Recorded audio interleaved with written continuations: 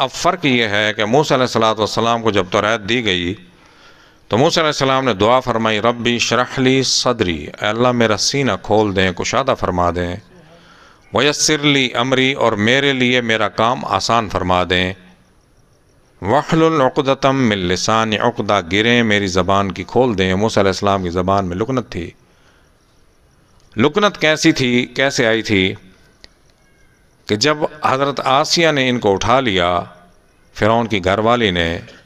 تو انہوں نے فرمایا قرۃ عین لی ولک لا تقتلوہ عسیٰ ان ینفعنا او نتخذہ ولدا۔ فرعون نے بچے بنی اسرائیل کے قتل کرنے شروع کر دیے تھے، 40,000 بچہ قتل کیا۔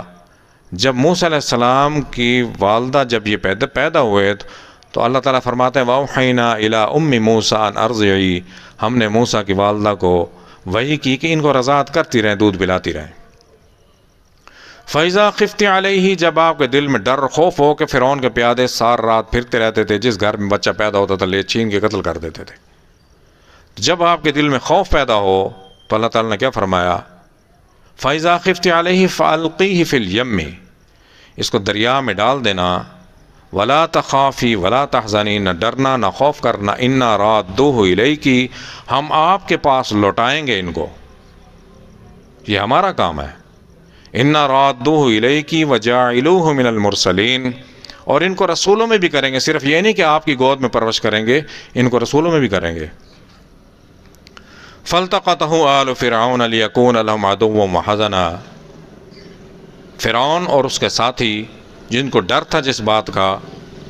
ان فرعون وحامان وجنودہما کانوا خاطئین، فرعون حامان اس کا وزیر تھا، وہ تھے چکنے والے، ان سے چک گیا، بات خطا ہو گئی۔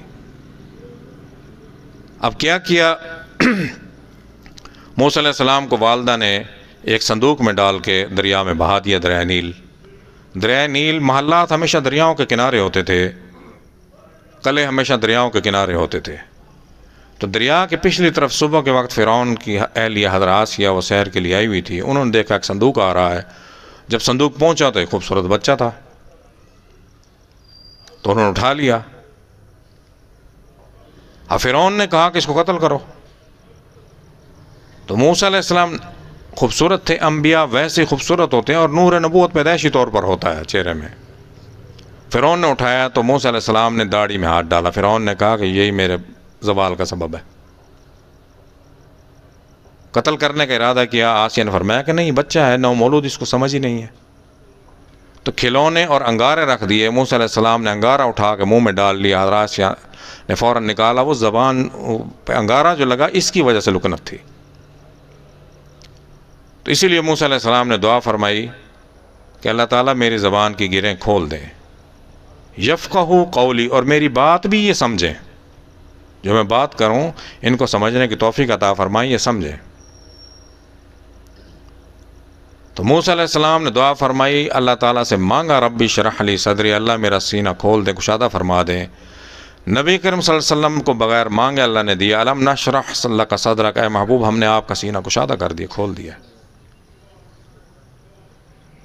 وَوَضَعْنَا عَنْكَ، تاکہ آپ بار نبوت اٹھا سکیں۔ نبوت کوئی عام آسان چیز نہیں، سب سے بڑا اللہ کا ذمہ دار وقت کا نبی ہوتا ہے، سب سے زیادہ وزن اس کے اوپر ہوتا ہے۔ حضور کے اوپر جب وحی آیا کرتی تھی تو حضور پر چادر لے لیا کرتے تھے، تو صحابہ نے عرض کی کہ ہم دیکھیں، اور عمر فرماتے ہیں کہ چادر کا ایک پلہ اٹھا کر دیکھا تو حضور کی کیفیت یہ تھی کہ جیسے ایک نوجوان طاقتور اونٹ کے اوپر اس کے وزن سے زیادہ، اس کی طاقت سے زیادہ وزن ڈال دیا جائے تو جو اس کی کیفیت ہوتی کپ کپاہٹ کی، حضور کی یہ کیفیت ہوتی تھی۔ اور جب حضور سوئے ہوئے ہوتے تھے تو صحابہ نہیں جگاتے تھے کہ ممکن ہے وحی آ رہی ہو، تو حضور کے دل پر اتری پہلی وحی۔ پڑھنا لکھنا یہ عقل کا کام ہے، لیکن اللہ تعالیٰ نے دل کو مخاطب فرمایا ہے۔